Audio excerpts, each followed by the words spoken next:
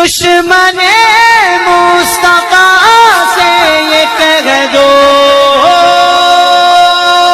خیر چاہے تو ہم سے نہ الجھے، کیوں ہم غلامان احمد رضا ہیں،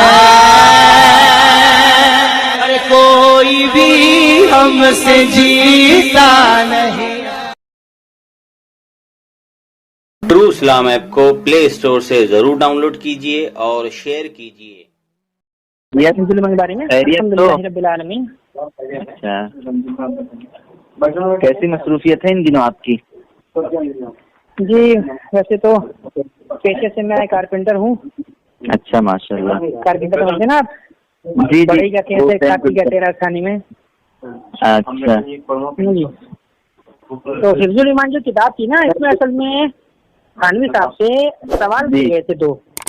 جی ایک سوال تھا سجدہ تعظیمی کے تعلق سے، جی، اور دوسرا سوال تھا حضور اکرم صلی اللہ علیہ وسلم کو عالم الغیب کہنے کے تعلق سے، تو حضور کو عالم الغیب کہا جائے یا نہ کہا جائے، اس تعلق سے یہ دو سوال تھے۔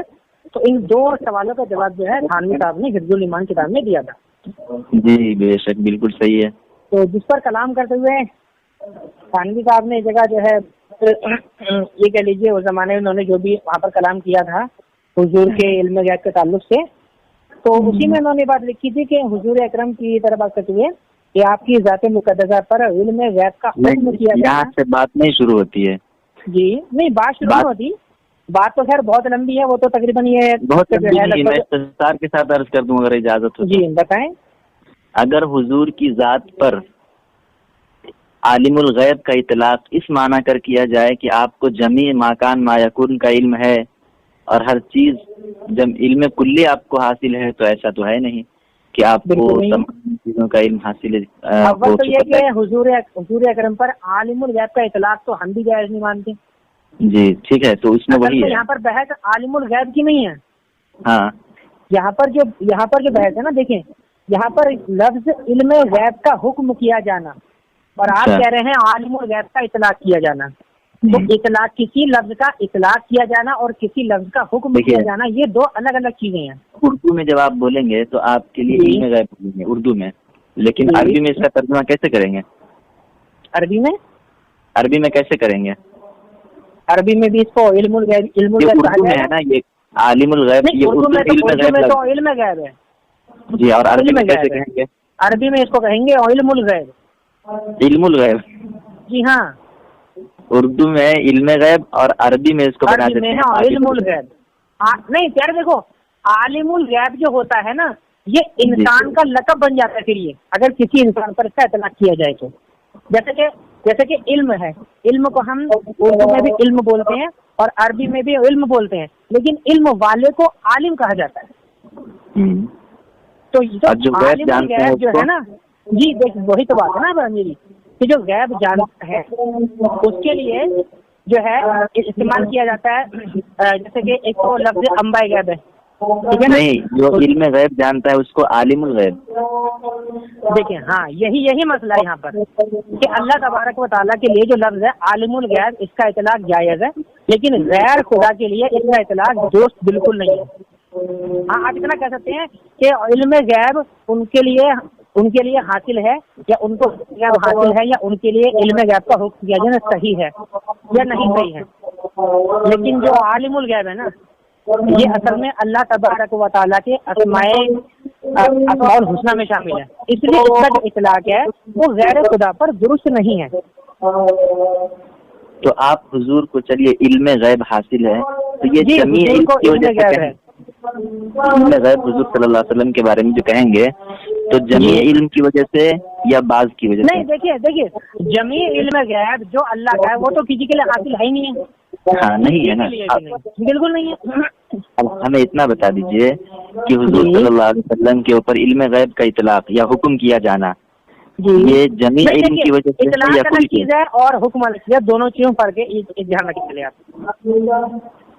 تھانوی صاحب نے حکم کی بات کری، حکم اطلاق کی بات نہیں کری، حکم ہی کی بات کرتے ہیں۔ ہاں جی، حکم کی بات کریں تو حضور اکرم صلی اللہ علیہ وسلم کے لیے علم غیب کا حکم اگر کیا جائے اس لحاظ سے کہ اللہ تبارک و تعالیٰ نے اپنی رحمت سے اپنی عطا سے حضور کو جو ہے جتنا چاہا اتنا غیب کا علم عطا فرمایا، تو اس لحاظ سے بالکل جائز ہے۔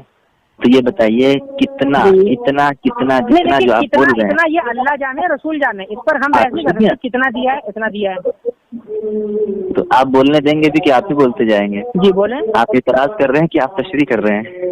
نہیں آپ دیکھو، آپ نے کہا، میں اس کی بات کا جواب دے رہا ہوں، آپ کہہ رہے ہیں کتنا، بھائی ہماری بحث کتنے پر نہیں ہے، اتنا سے نہیں ہے نا، دو باتیں، کلی یا جزوی، کل یا بعض، کل کی وجہ سے یا بعض کی وجہ سے؟ یہ میں نے آپ کو پہلے بتا دیا کہ کل علم غیب جو اللہ کا وہ تو ہے ہی ٹھیک ہے، بالکل نہیں ہے نا، بالکل جز ہے، بعض ہے، بالکل جی بعض ہے نا، بالکل ہے، بعض میں ایک بھی ہے، 1,00,000 بھی ہے، 1 کروڑ بھی ہے، 1 خرب بھی ہے، بعض ہی ہے نا وہ، بالکل بالکل جی، جب وہ کل نہیں ہے تو بعض ہی ہے، چاہے وہ جتنا بھی ہو۔ جی ہاں، تو اگر آپ بعض کی وجہ سے حضور کے اوپر علم غیب کا حکم لگاتے ہیں تو بعض کسی اور کو نہیں ہے حضور کے علاوہ۔ اچھا، تو آپ کہنا چاہ رہے ہیں کہ حضور کے علاوہ بھی دیگر مخلوقات کو علم غیب حاصل ہے؟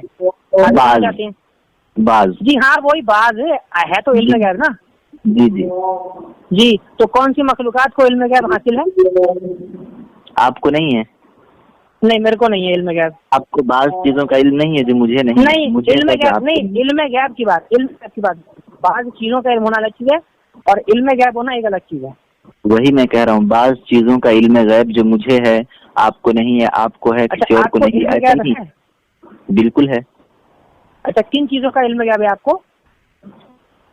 اب آپ بتا دیجئے کہ نہیں میرے کو تو علم غیب ہے ہی نہیں ہے، کوئی بھی، 1 پیسے کا بھی نہیں ہے، 1 ذرے کا بھی بالکل نہیں ہے۔ تاریخ میں دیکھیے، ایک مرتبہ ایک صاحب جو ہے وہ چپل کو دیکھ کر کے بتاتے تھے کہ یہ جنتی ہے یہ جہنمی ہے۔ کسی ایسے بچے کا آپ نے واقعہ سنا ہے؟ پھر اس کو بعد میں حرام کا حکم کھلا دیا گیا تو یہ بتانا بند کر دیا گیا۔ اچھا، تو آپ جو ہے مطلب تاریخی واقعہ سے آپ عقیدہ ثابت کرنا چاہتے ہیں حضور اکرم صلی اللہ علیہ وسلم کے لیے؟ ایک بات سنیے، ایسے واقعے بہت سارے میں پیش کر دوں آپ کو پھر۔ تو دیکھیے، ایک گدھے کے بارے میں مولانا احمد رضا خان صاحب نے الملفوظ کے اندر لکھا ہے کہ وہ جس شخص کے پاس سے گزر جاتا رک جاتا، جس کے پاس کہا جاتا وہیں جا کے وہ رک جاتا، تو اس گدھے کو یہ کیسے پتا چلا کہ کہاں پہ رکنا ہے کہاں پہ نہیں رکنا ہے؟ اچھا چلیے، تو یہ آپ جو الملفوظ سے حوالہ پیش کر رہے ہیں، تو الملفوظ کے بارے میں کیا آپ کو جانکاری ہے اس کتاب کی صحت کے بارے میں؟ اب صحت اور ذوف یہ رہنے دیجیے، بس علامہ احمد رضا خان دیکھیے ایسا ہے نا، دیکھیے منسوب ہونا ایک الگ چیز ہے، منسوب تو جو ہے ایسے تو جو ہے مولا علی کی طرف یہی منسوب ہے کہ آپ نے جو ہے حضرت عثمان غنی کا قتل کروایا ہے، تو کیا ہم پیش کر لیں اس کو؟ منسوب تو یہ بھی ہے کہ حضرت ابو ہریرہ کے بارے میں یہ واقعہ منسوب ہے کہ حضرت ابو ہریرہ فرماتے ہیں کہ اگر میں حضرت عمر کے زمانے میں حدیث بیان کرتا تو وہ مجھے کوڑے سے مارتے۔ منسوب ہونا اور چیز ہے، اس چیز کی صحت کتنی ہے یہ بھی دیکھا جائے گا نا بھائی۔ تو چلیے، آپ اس کتاب کے اوپر حکم نہیں لگاتے ہیں صحت کا؟ جی ہاں بتائیں آپ کو، ہاں الملفوظ کتاب کی جو صحت ہے نا، صحت کے درجے سے یہ کتاب جو ہے اتنی معتبر نہیں ہے کہ اس کی ہر روایت کو بغیر کسی دوسری مطابقت کے قبول کیا جائے۔ بات سنیے، میں جہاں پہ ابھی بیٹھا ہوں نا، جی ہاں، اس دیوار کے پیچھے کیا ہے، اس دیوار کے پیچھے کیا ہے، کون سی جگہ ہے، کیا ہے، یہ مجھے معلوم ہے، لیکن یہاں پہ ایک دوسرا آدمی بیٹھا ہوا ہے اس کو نہیں معلوم ہے۔ تو علم جو مجھے ہے، جی علم کیا ہے، سنیے پوری بات سنیے نا، اس کا علم مجھے ہے اور اس شخص کو نہیں ہے، تو مجھے غیب کا علم حاصل ہے کہ نہیں ہے؟ لا حول ولا قوت الا باللہ۔ تو آپ کہنا چاہتے ہیں کہ ہر مخلوق کو علم غیب ہے پوری دنیا میں؟ جی، علم غیب بعض چیزوں کا ہر چیز کو ہے، دوسرے کی بھی نہیں۔ اچھا جی، لیکن آپ کو کے اکابرین نے تو اپنی کتابوں میں لکھا ہے کہ حضور کے لیے علم غیب ماننا ہی جائز نہیں ہے۔ بہت ساری کتابوں میں جیسے کہ تقویۃ الایمان میں لکھا ہے کہ اگر اللہ کے دیے سے بھی مانا جائے تب بھی شرک ہے، تو آپ کے لیے علم غیب پھر میں کیسے مان لوں آخر؟ ایک بات سنیے، یہ نسبتاً کہا جاتا ہے، صراحتاً جناب شخص کی طرف منسوب کر کے نہیں، نسبتاً کہا جائے، کیونکہ اللہ کا تعلق رسول اللہ صلی اللہ علیہ وسلم سے لازم، جب بھی آپ صلی اللہ علیہ وسلم کا نام آتا ہے تو اللہ کا ذکر وہاں پہ ہوتا ہے، اس لیے اللہ کے نبی صلی اللہ علیہ وسلم کے لیے اگر علم غیب ثابت کریں گے تو اردو میں اس کو ظاہر بات ہے عالم الغیب کہہ دیا جائے، عربی میں عالم الغیب کا اطلاق ہو جائے گا۔ میرے پیارے سنیے، علم غیب انسان کو ہوتا ہے، اور عالم الغیب جو ہوتا ہے نا، عالم الغیب جو لفظ ہے سمجھے، یہ کسی ذات کے لیے इस्तेमाल किया जाएगा, ना कि जैसे मैंने बताया आपको इल्म होना और आलिम होना कि बाज इंसान को बाज चीजों का इल्म होता है, इंसान को ही नहीं। इल्म होता है लेकिन इल्म गैब नहीं कह सकते उसको आप। अरे अल्लाह के बंदे, वो इल्म गैब ही होता है। हजरत सुलेमान अलैहिस्सलाम से कैसे मान लूं इल्म गैब होता है? हजरत सुलेमान अलैहिस्सलाम को जो हुदहुद कह रहा है, हाँ जी, मैं जानता हूँ आप नहीं जानते हैं। अच्छा, मैं जानता हूँ आप नहीं जानते। अच्छा एक मिनट, हजरत सुलेमान अलैहिस्सलाम ने हुदहुद के आने से पहले क्या फरमाया था कुरान में? जब हुदहुद वहाँ से गायब हुआ था तब हजरत सुलेमान अलैहिस्सलाम ने क्या फरमाया था उसके बारे में, उसके आने से पहले? नहीं, आप उसका तर्जुमा बताएं, आप तर्जुमा बताएं। हजरत सुलेमान ने हुदहुद को नहीं पाया तो कहा कि मुझे क्या हो गया कि मैं हुदहुद को नहीं देख रहा हूँ, क्या वो गायब है? मैं उसको दर्दनाक अजाब दूंगा या उसको ज़बाही कर दूंगा या मेरे पास कोई माकूल वजह लेकर के आए। हाँ तो बिल्कुल बिल्कुल जी, सुनिए, माकूल वजह लेकर आए। सुलेमान अलैहिस्सलाम की हुदहुद कह रहा है अहत्तु बिमा लम तुहित बिही, कुछ चीजें हैं जो मेरे इल्म में ही नहीं है, लम तुहित बिही, जिसको आप इहाता नहीं कर सके, आपको पता नहीं है। अच्छा जी, ठीक है। तो इससे ये साबित हो गया कि हुदहुद को इल्म गैब था। एक चीज का इल्म हुदहुद को है, इल्म गैब, और सुलेमान जनाब इल्म गैब की बात करें आप, इल्म है वो अलग चीज है, इल्म गैब है वो अलग चीज है। अल्लाह के आप इल्म गैब को इल्म क्यों बता रहे हैं? और उनको नहीं है तो इनके लिए इल्म गैब ही ना हुआ यार। ये कैसे हो गया आखिर यार? हद है भाई जी। फिर तो आप बोलोगे कि आपके लिए अमेरिका भी गैब है और मेरे लिए जो है आपका गांव गैब हो गया। सर ये कौन सी बात है भाई? एक आदमी से अगर दूसरी चीज का इल्म है और दूसरे को नहीं, आप इसको कह सकते हैं, दूसरे को नहीं। देखिए, आप इसको इल्म गैब नहीं कह सकते। आप इतना कह सकते हैं कि उसकी जानकारी में नहीं है या उसके इल्म में नहीं है या उसकी सोच विचार उसकी समझ बूझ में नहीं है, आप उसे इल्म गैब बोल देंगे? फिर तो भाई फिर तो पूरी दुनिया फिर तो जो है ये समझ लीजिए, फिर तो दुनिया के अंदर कोई ऐसी मखलूक ही नहीं है जिसको इल्म गैब ना हो। इस तरीके से अल्लाह के नबी को भी अगर किसी चीज का इल्म है और दूसरे को नहीं है तो आप तो वहाँ वही हुक्म लगा देंगे। तो आप ये कहना चाहते हैं कि अल्लाह के रसूल को जो इल्म गैब है, ठीक है, उसमें हुजूर की कोई खुसूसियत नहीं है, आप ये कहना चाहते हैं? नहीं है, कैसे रह गई कोई खुसूसियत? हाँ, यही तो थानवी साहब लिखा है ना कि अल्लाह के रसूल को जो इल्म गैब है उसमें कोई खुसूसियत है ही नहीं। ऐसा इल्म गैब तो ज़ैद अमर बल्कि जमी हैवानात व बहाइम के लिए भी हासिल है, अल-याज़ु बिल्लाह। यही तो मेरे प्यारे समझने वाली बात है ना कि अल्लाह के रसूल को जितना इल्म दिया वो अल्लाह ने दिया अपनी अता से, ठीक है। आप कहना चाहते हैं कि जो इल्म की कैफियत अल्लाह के रसूल की तरफ है जी, कुल्ली नहीं है, वो कुल्ली नहीं है। ये भी मेरे प्यारे, कुल्ली की तो बहस ही नहीं हो रही ना। कुल्ली की बहस मैं पहले खत्म कर चुका हूँ। कुल्ली की बहस है ही नहीं है ना। फिर आप कहते ही है उसको, इल्म गैब कहते ही है उसको जो बिज़ात हासिल हो, समझे? अच्छा, अभी आप कह रहे थे कि मुझे इल्म गैब है, अब आप कह रहे हैं जो बिलवास्ता जो है। और ये बात मैं नहीं कह रहा हूँ, ये मौलाना अहमद रज़ा साहब ने लिखा है। अच्छा जी, ठीक है, कि जब खुसूसियत के साथ गैब का इतला किया जाए तो वो इल्म जाती मुराद होता है, इल्म अताई, इल्म अंदाई, अखबारी, इजहारी को इल्म गैब नहीं कहते। ये कौन सी किताब का हवाला पढ़ रहे हैं आप? ये जो है हाशिए कशाफ में भी देख सकते हैं और ये अल-मलफूज के अंदर भी देख सकते हैं। यार देखिए, अल-मलफूज से ना जब तक वो किसी फर्स्ट सोर्स में ना मिल जाए उसकी तस्दीक करना बड़ा मुहाल, बहुत ज्यादा, बहुत मुश्किल है उसका। भाई 4 जिल्दों में किसी फर्स्ट सोर्स में ना मिल जाए। और ये 4 जिल्दों में कौन सी किताब है?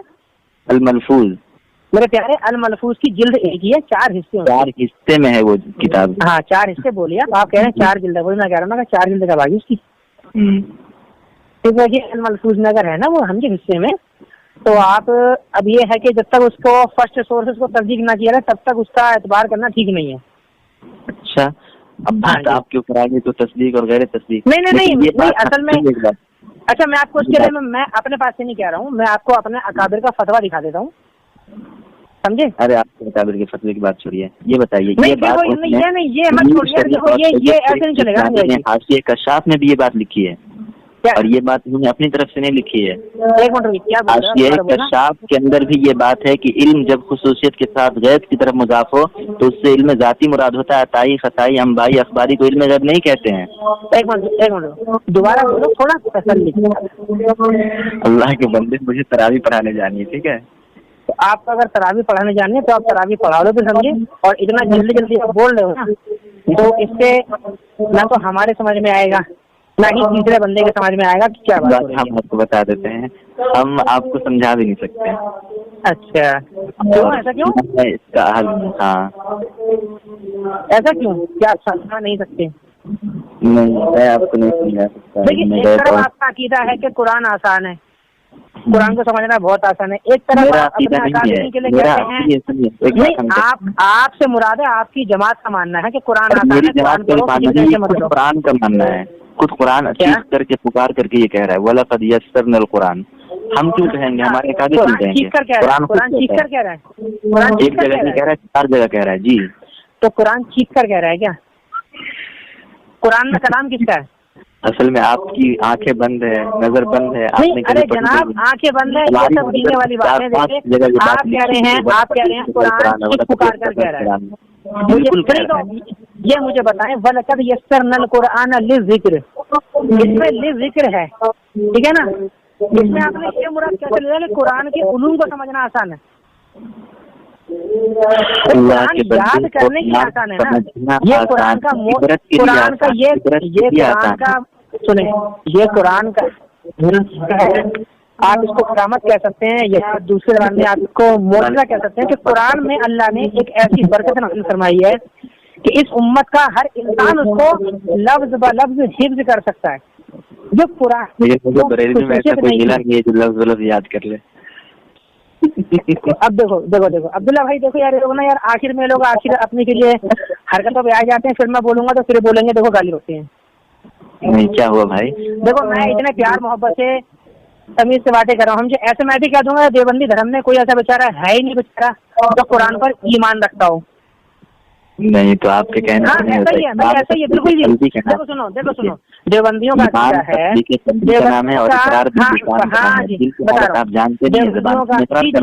جی بالکل دیوبندیوں کا عقیدہ ہے کہ اللہ تبارک و تعالیٰ معاذ اللہ زنا کرواتا ہے. تو وہ قرآن مانتا ہی نہیں. میں اس کی تصدیق نہیں کرتا. آپ تصدیق نہ کریں, لیکن آپ کی کتاب آپ کی کتابیں چلا کر کہہ رہی ہیں. میری کتابوں میں اگر ایسا کچھ ہے تو میں اس کی بھی تصدیق نہیں کرتا. آپ تصدیق کرے یا نہ کرے, آپ کے گنگوہی صاحب ایسے شخصی تعریف کر گئے ہیں کہ وہ پکا موحد ہے, توحید میں ڈوبا ہوا. ایک بات سنیے, قرآن کی ایک آیت ہے تلک امۃ لہا ما کسبت ولکم ما کسبتم. نہیں اب یہ آیت اب یہاں نہ پڑھیں آپ, نہ اب یہ آیت اب یہاں پر مت پڑھیں آپ. تو کہاں پر سمجھے, یہ تو ایسا ہی ہے کہ یزید نے جو کیا چھوڑو, اس سے ہمیں کیا لینا یار, ہمیں کیا لینا, ہم تو اپنے عمل دیکھیں گے. دوسری طرف آپ دوسری طرف ہم اپنے عمل کو دیکھیں گے. اچھا آپ کا نام کیا, آپ مجھے نام بتائیں گے ذرا؟ جی نیاز. ہاں جی نیاز جی. دیکھیں آپ ابن تیمیہ کو تو جانتے ہوں گے. جی بہت اچھے سے, ہے نا. اب ابن تیمیہ جو ہے آپ کے امام مانے جاتے ہیں, ہے نا. اور ابن تیمیہ نے ایک صحابی رسول کو بدعتی کہا ہے. جب صحابی رسول کو بدعتی بولے تو اس کے پیروکاروں سے ہم یہ توقع کیسے کر لیں کہ وہ ہمیں بدعتی نہ بولے. جب صحابی کی حیثیت ہے کہ ان کو بدعتی کہا جا رہا ہے, تو ہمیں اگر بدعتی کہا جائے تو ہمیں تو بڑی خوشی ہوتی ہے کہ بھائی یہ اسی کے پیروکار ہیں جنہوں نے صحابہ کرام کو بدعتی کہا, اور صحابہ کے غلام کو ان کے غلام بدعتی کہہ رہے ہیں. بعض باتیں کسی کی طرف منسوب بھی ہوتی ہے, اس کی حقیقت نہیں منسوب. ارے میرے پیارے منسوب نہیں, یہی کریں گے ہم سکوت کر لیں گے. اچھا سکوت کر لیں گے. اچھا دوسرے بندے پر آئے تو کفر کے فتوے, شرک کے فتوے, اپنے پر آئے تو سکوت کر لیں گے. علماء دیوبند میں کبھی کسی کو کافر صراحتن نہیں کہتے ہیں. جھوٹ, یہ بھی جھوٹ بول رہا ہے, بالکل جھوٹ ہے یہ, بالکل جھوٹ ہے, بالکل جھوٹ کیا ہے آج تک بالکل کا ہے, بالکل کا ہے کافر کا ہے, بالکل کا ہے. ملحد کیا ہوتا ہے, ملحد کیا ہوتا ہے, اس طریقے سے ملحد کیا ہوتا ہے, ملحد کیا ہوتا ہے. بھائی ہم سے سب کچھ پوچھو گے یار آپ بتاؤ نا مجھے, ملحد کیا ہے, ہمیں شیطانی لشکر کیا ہے, تو شیطان لشکر کیا ہوتا ہے, ملحد کیا ہوتا ہے مجھے بتاؤ. اور آپ چلو کافر نہیں انکار کر دے اس کو الحاد کہتے ہیں, زنادقہ کہتے ہیں. نہیں تو ملحد ہوتا ہے مجھے بتاؤ تو ذرا, کیا ملحد مومن کو کہا جاتا ہے یا دین سے انحراف کرنے والے کو ملحد کہا جاتا ہے؟ دوسری زبان میں کہیے تو ہم جہریے کو ملحد کہتے ہیں, ناقیوں کو ہم ملحد کہتے ہیں. بھائی ہم کو تراویح پڑھانے جانے دے گو کہ آپ تراویح پڑھانے جائیے, سمجھے, جھوٹے الزام مت لگائیے. ٹھیک ہے. آپ بول رہے ہیں کہ کسی کو کافر نہیں کہا ہے, جھوٹ بول تو دنیا بھر کا. جی ایک بات سن لیجیے, اتنا بولتے ہیں آپ, کیا کریں جی, میں بھی پہلے میرا بھی تعلق پہلے جو ہے تبلیغی جماعت سے تھا نا, پہلے اسی کا فائدہ سارا ہے میرے پاس. علماء دیوبند جلدی کسی کے اوپر کفر کا فتویٰ نہیں لگاتے ہیں. ہاں نہیں جلدی نہیں لگاتے, وہ تو ہم نے دیکھ رکھا ہے نا, جبھی تو ملتا ہے نا ان کو کافر کہا جائے گا. ایسے لوگ کافر ہیں, یہ نہیں کہتے ہیں کہ یہ کافر یہ کافر یہ کافر, جیسا کہ آپ. ارے جناب یہ تو آپ جو بول رہے ہیں نا, دیکھیے اصل میں کیا ہے, آپ لوگوں کی دو دنیا ہے. ایک وہ دنیا عوام کو میٹھا گڑ کھلانے کی, دوسری یہ ہے ہر بات کو آپ لوگوں کے سامنے بیان کریں گے, ہر بات کو لوگوں کے سامنے لائیں گے. نہیں تو آپ ایک بات بتائیں مجھے, آپ کے مولوی سنیے, آپ کے مولوی صاحب اپنی کتاب میں لکھ گئے ہیں کہ اللہ اگر میرے پیر کی صورت میں نہیں آئے گا تو میں اللہ کی طرف دیکھنے کا نہیں. آپ کے پیر صاحب اپنی کتاب میں لکھ گئے ایسا ہے. پیر صاحب آپ کے کون صاحب؟ بہت بڑے پیر صاحب, بہت بڑے پیر صاحب, اور بڑے پیر صاحب ہیں. ان کے بارے میں آپ کے جماعت کے لوگ کہتے ہیں کہ جیسے خواجہ غریب نواز ولی ہیں ویسے وہ ولی ہیں. لا حول ولا قوت الا باللہ. اتنی کلیدگی ہم نہیں پڑھے ہیں, نہ ہم جانتے ہیں. ہم صاف باتیں پڑھتے جو اچھی باتیں میں لگتی ہے وہ لے لیتے ہیں. باقی کچھ باتیں ہر ایک کی کتابوں میں غلط سلط ہے اور ٹھیک ٹھاک. دیکھیں یہ جو بولی ہے نا, یہ ہے مشرکین کی, کہ سب دھرموں میں کچھ نہ کچھ اچھا. یہ بولی جو ہے مشرکین کی ہے کہ ہر دھرم میں کچھ نہ کچھ اچھا ہے, کچھ نہ کچھ برا ہے. نہیں آپ وہ بولی وہی ہے بھائی, بولی وہی ہے نا. میں پھر سے بولی وہی ہے, سیم چیز ہے بھائی جی. باتیں ہر اکابر کی طرف غلط سلط منسوب ہیں. غلط میرے پیارے, ان کا بھی کہنا یہی ہے کہ تمہارے دین میں بھی کچھ نہ کچھ غلط ہے, تمہارے قرآن میں بھی کچھ نہ کچھ غلط ہے, ہمارے گرنتھوں میں بھی کچھ نہ غلط ہے. تو جس میں جو اچھا ہے وہ لے لو, غلط کو چھوڑ دو, وہ بھی یہ کہتے ہیں. لیکن میں آپ بھی وہی بول رہے ہیں. میں جو کہہ رہا ہوں وہ سنیے نا پہلے. یار میں سن تو رہا ہوں لیکن آپ کی بات لاجیکلی نہیں ہے نا. آپ لاجیکلی بات کریں کچھ, آپ برائے مہربانی. میں یہ کہہ رہا ہوں کہ ہر آدمی کی کتابوں میں کچھ باتیں غلط سلط منسوب ہوتی ہیں. ٹھیک ہے, بہت سی ضعیف احادیث ہے, موضوع احادیث ہے. جی میں نے مان لیا, لیکن اگر کسی کتاب کے اندر اس سے ہم سکوت کر لیں گے, اس کو ہم چھوڑ دیں گے. ہر بات پر بحث کرنا, ہر بات کو لے کر کے ان کے سامنے بیان کرنا, یہ ٹھیک نہیں ہوتا. نیاز صاحب دیکھیے, سکوت پتہ کب ہوتا ہے؟ سکوت جب ہوتا ہے جب اس بارے میں اس بات کی تصدیق نہ ہو پائے کہ یہ بات اسی بندے نے کہی ہے. لیکن ایسے کنفرم ہو جائے کہ یہ بات اسی بندے نے کہی ہے, لکھی ہے, اس بات پر اڑا رہا. انتقال کر چکے ہیں, کسی کے بارے میں نہیں پتا ہمیں. نہیں آپ کو نہیں پتا نا, لیکن اس زمانے میں جو علماء تھے, جب انہوں نے ان کو خطوط بھیجے, ان کو دعوت اطلاع کری اور انہوں نے اپنی ہٹ دھرمی پر وضاحت دے دی تو ان کی وضاحت کو مانیں گے کہ آپ اپنا توضیح ٹھوکیں گے. نہیں تو وضاحت دیا تو وضاحت کو پھر ثابت کرے نا, وہ تعویل بعید تعویل نہیں آئی تو وہ اس کو ایمان جان دے. تو ایمان نہیں آئی بھائی, کیوں سمجھ نہیں آئے گی؟ آپ کی سمجھ میں نہیں آ رہی, وہ نہیں آئے گی. نہیں سمجھ میں کیوں نہیں آئے گی بھائی؟ آپ مجھے بات بتائیں, آپ کی بہن جو ہے کسی غیر مرد پر بھاگ جائے اور وہ اپنی وضاحت دینا چاہے کہ جی میری یہ وجہ ہے, میری یہ وجہ ہے, تو آپ وضاحت مانیں گے اس کی کیا؟ ہم آپ سے بعد میں کئی بات کریں گے, ہم کو تیاری پڑھانے. چلیے کوئی بات نہیں, آپ جائیے, کوئی دقت نہیں ہے. السلام علیکم. یعنی آپ ان پر لانا نہیں بھیجتے ابو لہب پہ؟ میں نہیں بھیج رہا. نہیں بھیجتے لانا؟ نہیں. لا حول ولا قوت الا باللہ العلی العظیم. اللہ تعالیٰ نے قرآن کریم میں آیت نازل فرمائی ہے, تبت یدا ابی لہب. آپ اس قرآن کی آپ نہیں پڑھتے ہیں؟ تو ہم ناقل ہیں کہ ہم قائل ہیں. اللہ اکبر. چلیے آپ ترائی پڑھائیے, ٹھیک ہے, کوئی دقت نہیں ہے. ماشاء اللہ آپ سے بات کر کے بہت اچھا لگا. انشاءاللہ اور کبھی بات کریں گے, ٹھیک ہے نا. ابھی آپ ترائی پڑھائیے, پھر میں بھی جاؤں گا نماز پڑھنے, ٹھیک ہے نا. جی ٹھیک ہے, چلیے انشاءاللہ اور کبھی ہوگی ملاقات. وعلیکم.